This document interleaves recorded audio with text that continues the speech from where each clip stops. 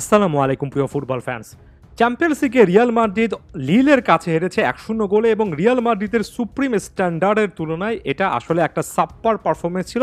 এমন একটা পারফরমেন্স ছিল যেটা নিয়ে অনেক বেশি করে কাটাছেঁড়া চলছে। অনেকেই বলছেন রিয়াল মাদ্রিদ একটা রিয়েলিটি চেক পেয়েছে, অনেকেই বলছেন যে রিয়াল মাদ্রিদকে এই সিজনে আরও অনেক বেশি করে সতর্ক থাকতে হবে। অনেকে আবার আগ বাড়িয়ে রিয়াল মাদ্রিদের ফ্যান্টাস্টিক যে নতুন একটা গ্যালাক্টিকোস তৈরি হচ্ছে সেটাতেও একটা প্রশ্ন ছুড়ে দিচ্ছেন। অনেক আলোচনা সমালোচনার জায়গা আছে এবং অনেকেই ফুটবল ফ্ল্যাগে রিয়াল মাদ্রিদের এই ম্যাচটা সম্পর্কে বা ওভারঅল রিয়াল মাদ্রিদের বর্তমান স্ট্যাটাস সম্পর্কে জানতে চেয়েছেন, সেটাই আমি সংক্ষেপে জানানোর চেষ্টা করছি। প্রথমত বড় মতো আমি একটা কথা বলবো যে একটা ম্যাচের পারফরমেন্সে একটা ম্যাচের খারাপ ফেজের মাধ্যমে একটা দল, বিশেষ করে দলটা যেহেতু রিয়াল মাদ্রিদ হয়, সে দলটা সম্পর্কে এত বেশি নেগেটিভিটি, এত বেশি সমালোচনা আমি একেবারেই বিশ্বাস করি না। এবং আমি এর আগে চ্যাম্পিয়ন্স লিগের সিজনের পর সিজন দেখেছি, চ্যাম্পিয়ন্স লিগের সিজনটা যত বেশি গভীরে যায়, অর্থাৎ যত বেশি আমাদের সামনে ম্যাচ থাকবে, রিয়ালের সামনে ম্যাচ থাকবে, রিয়াল মাদ্রিদ তত বেশি তাদের অভিজ্ঞতা কাজে লাগাতে পারবে এবং তত বেশি তারা আসলে পারফেক্টলি তাদের যে একটা আগ্রাসী মনোভাব সেটা দেখাতে পারবে এবং সামনেও রিয়াল মাদ্রিদ সেই জিনিসটা করতে পারবে।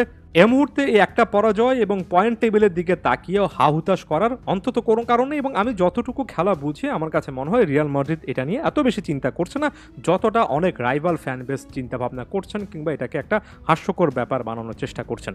বাংলাদেশে কয়েকটা প্রচলিত ধারণা আছে কিংবা ওয়ার্ল্ড ওয়াইডও আছে, যেমন কয়েকটা ধারণার কথা, রিয়াল মাদ্রিদের বিপক্ষে আপনি যদি প্রথমে গোল করেন তাহলে আপনার সেখানে কপাল পূর্বে, এমন টাইপের বাক্য যেখানে অনেক বেশি করে ইমোশন থাকে, যেখানে অনেক বেশি করে সিনেমাটিক ডায়লগ থাকে, যেটা আমি আপনি সবাই কম বেশি ব্যবহার করি, সেটাও কিন্তু আসলে এখানে খুব একটা বেশি খাটে না। কারণ প্রতিটা ম্যাচে রিয়াল মাদ্রিদ শেষে ১০-১৫ মিনিটে ম্যাচ বের করে আনবে, সেটা যে একেবারে হতেই হবে এটা এমন নয়। এটা ১০টা ম্যাচের মধ্যে যদি ৩-৪টা ম্যাচও হয় তারপরেও কিন্তু এটা একটা অস্বাভাবিক ব্যাপার এবং সেক্ষেত্রে আপনি রিয়াল মাদ্রিদকে শেষ মুহূর্তে সে ক্লাচ মোমেন্ট খুঁজে পায় এমন একটা দল পড়তে পারেন।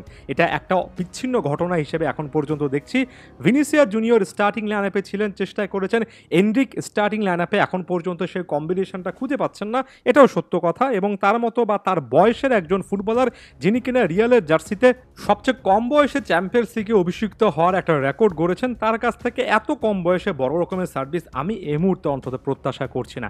কিলিয়ান এমবাপেও ইনজুরি থেকে কামব্যাক করেছেন এবং এই মুহূর্তে এমবাপের কাছ থেকেও একেবারে সে ক্লাচ মোমেন্টটা খুঁজছি না যেটা এমবাপে একক কৃতিত্বে আসলে করে ফেলবেন। এবং সব মিলিয়ে রিয়াল মাদ্রিদ একটা বাজে ম্যাচ কাটিয়েছে, যেটা স্পষ্টত রিয়াল মাদ্রিদের কোচ কার্লো আনচেলত্তি স্বীকার করেছেন, বলেছেন সব দিক থেকে একটা বাজে ম্যাচ কাটিয়েছি এবং ব্যাপারটাকে আপনি এখানেই যদি শেষ করে দিতে পারেন তাহলে সেটা ভালো, কারণ ব্যাপারটা এখানেই শেষ হওয়া উচিত। এবং কোচ যেহেতু বলে ফেলেছেন সব দিক থেকে রিয়াল মাদ্রিদ বাজে খেলেছে, এটা জাস্ট একটা ব্যাড গেম ছিল।